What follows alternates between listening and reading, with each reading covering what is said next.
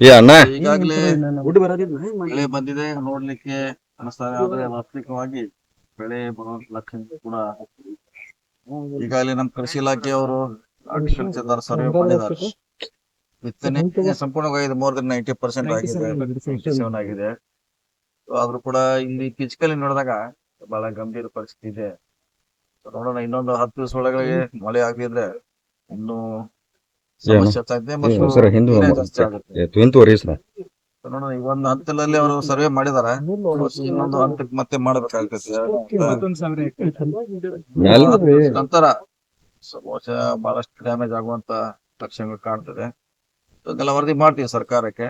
ಸರ್ಕಾರ ಮುಂದೆ ಯಾವ ಕೇಂದ್ರ ಕಳಿಸ್ಬೇಕಾಗುತ್ತೆ, ನಂತರ ಬರಗಾಲ ಘೋಷಣೆ ಮಾಡಬೇಕಾಗುತ್ತೆ. ಈಗ ಅತಿ ಹೆಚ್ಚು ಉದ್ದು, ಹೆಸರು ಮತ್ತೆ ಶೇಂಗಾ ಈ ಗೋವಿನ ಜೋಳ ಎಲ್ಲ ಹೋಗಿದೆ ಆಲ್ಮೋಸ್ಟ್ ಎಲ್ಲ. ನೋಡ್ಲಿಕ್ಕೆ ಮಾತ್ರ ಅದು ವಾಸ್ತವಿಕವಾಗಿ ಅಲ್ಲಿ ಹೋದ್ ನೋಡ್ರೆ ಅದ್ರಲ್ಲಿ ಯಾವುದೇ ಬೆಳವಣಿಗೆ ಕಾಣ್ತಾ ಇಲ್ಲ. ಎಷ್ಟೇ ಈಗ 65 ಏನೋ ಮಾಡಿದಾರೆ ಸರ್ವೆ, ಆದ್ರೆ ಇದು ಬಹಳ ಇನ್ನು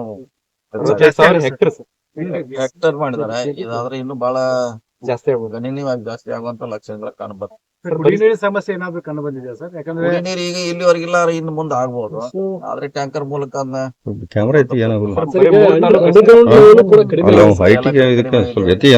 ಇಲ್ಲಿವರೆಗೆ ಒಳ್ಳೆ ಬೆಳೆ ಇದೆ ಅದಕ್ಕೆಲ್ಲ. ಗೋವಿನ ಜೋಳ, ಕಬ್ಬು, ಅದು ನೀರ ಸಮಸ್ಯೆ ಇನ್ನೂ ಸಮಸ್ಯೆ ಆಗ್ಬೋದು. ಈಗ ಮಳೆ ಆಶ್ರಿತ ಮತ್ತು ಏನು ಒಣ ಬೇಸಾಯ ಇರ್ತಕ್ಕಂಥ ಪ್ರದೇಶಗಳಲ್ಲಿ ಬಹಳ ಸಮಸ್ಯೆ ಪರಿಸ್ಥಿತಿ ಬಿಗಡಾಯಿಸಿದೆ ಅಂತ. ಆಗಿದೆ, ಖಂಡಿತ ಆಗಿದೆ. ಇನ್ನೊಂದು 10 ದಿವಸ ನಂತರ ಅದಕ್ಕೆ ಸರ್ಕಾರ ಮತ್ತೊಂದು ಪ್ಲಾನ್ ಮಾಡ್ತೀವಿ. ಇಲ್ಲಿವರೆಗೆ ಒಂದು ಪ್ಲಾನ್ ಇತ್ತು, ಇನ್ನು 10 ದಿವಸ ನಂತರ ಬೇರೆ ನಾವು ಸ್ಟೆಪ್ ನ ಇಡ್ತೀವಿ. ಇದು 3 ತಾಲೂಕು ಹೊರತುಪಡಿಸಿ ಮತ್ತೆ ಬೇರೆ ಕಡೆ ಸೊ ಇದೇ ರೀತಿ ಬೇರೆ ಕಡೆ ಹಬ್ತದೆ ಇರೋದು. ಈವರೆಗೆ ಇಲ್ಲಿ ಮಾತ್ರ ಇತ್ತು. ಇದೇ ರೀತಿ ಮುಂದೆ ಮಳೆ ಬರೆದ್ರೆ ಬೇರೆ ತಾಲೂಕು ಕೂಡ ಇದು ಹೆಚ್ಚಾಗುತ್ತದೆ. ಸರ್ಕಾರಕ್ಕೆ ನಾಳೆ ವರದಿ ಮಾಡ್ತೀವಿ, ಒಂದ್ 2 ಸಲ ಮಾಡ್ತೀವಿ. ಸೊ ಈಗಿನ ಇಷ್ಟಕ್ಕೆ ಮಾತ್ರ ಕೊಡ್ತೀವಿ. ಬಹುಶಃ ಮತ್ತೆ 10 ದಿವಸ ನಂತರ ಮತ್ತೆ ಮಾಡುವಂತ ಪರಿಸ್ಥಿತಿ ಬರ್ಬೋದು. ಸರ್, ಈಗ ನೀವು ಕೊಡುವಂತ ಪರಿಹಾರ ಸರ್, ಅಂದ್ರೆ ಸರ್ಕಾರ ಕೊಡುವಂತ ಪರಿಹಾರ 1 ಎಕರೆಗೆ 2 ಸಾಕಾಗಲ್ಲ. ತಾತ್ಕಾಲಿಕವಾಗಿ ಕೊಡ್ತಾರೆ, ಹೆಚ್ಚು ಮಾಡ್ತೀವಿ.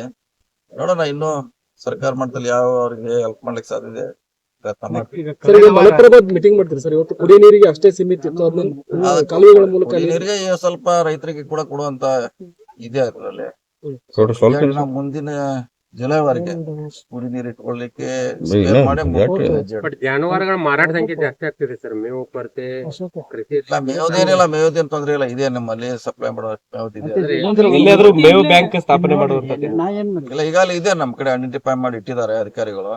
ಅದು ಅವಶ್ಯಕತೆ ಕೊಡ್ತೀವಿ. ಘೋಷಣೆ ಮಾಡ್ತೀರಾ, ಬರೀ ಬರಾತ್ ಘೋಷಣೆ ಮಾಡ್ತೀರಾ ಸರ್? ಅದು ಇನ್ನೂ ಇಲ್ಲಿ ಕೇಂದ್ರ ಸರ್ಕಾರ ಮಾಡ್ಬೇಕು. ಅವ್ರ ಆದ್ಮೇಲೆ ಮುಂದೆ ಹೆಜ್ಜೆ ನಾವು ವರದಿ ಕೊಡ್ತೀವಿ. ಫಸ್ಟ್ ಕೇಂದ್ರ ಸರ್ಕಾರ ಮಾಡ್ಬೇಕು. ಈಗ ಕಳೆದ ವಾರ ನಮ್ ರಿಪೋರ್ಟ್ ಕೊಟ್ಟಾಗ ಅವ್ರು ಬರ್ತಾರೆ.